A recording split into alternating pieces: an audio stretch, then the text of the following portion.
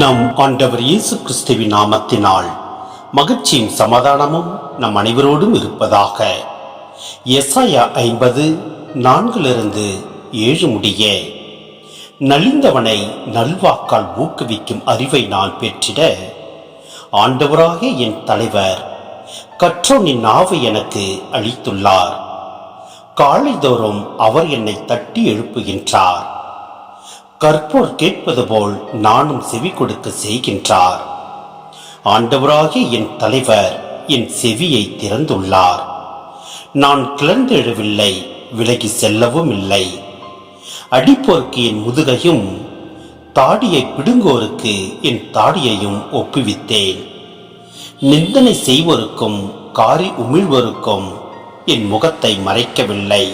ஆண்டவராகிய என் தலைவர் துணை நிற்கின்றார். நான் அவமானம் அடையேன், என் முகத்தை கற்பாரை ஆக்கிக் கொண்டேன்.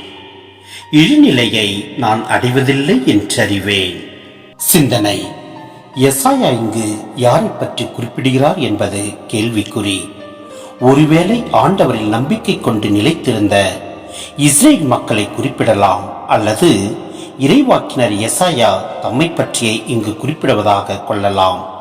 இறைவாக்கினர்களின் வாழ்க்கையை ஆய்வு செய்யும் போது அவர்களுக்கு இருந்த எதிர்ப்புகளை அறிய முடிகிறது. மோசேக்கு எதிராக மக்கள் பலமுறை கிளர்ந்தெழுந்தனர். எரேமியா பல விதங்களில் துன்புறுத்தப்பட்டார், சிறையில் அடைக்கப்பட்டார்.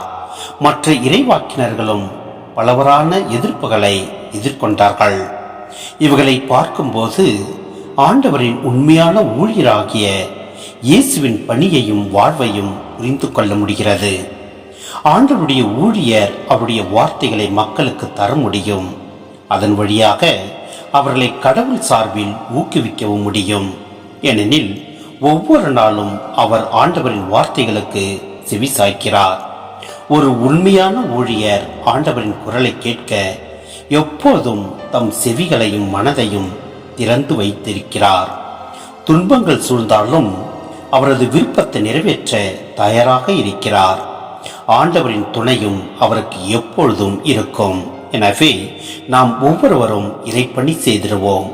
எல்லாம் வல்ல இறைவன் நம்மை நிறைவாய் ஆசீர்வதிப்பார். ஆமென்.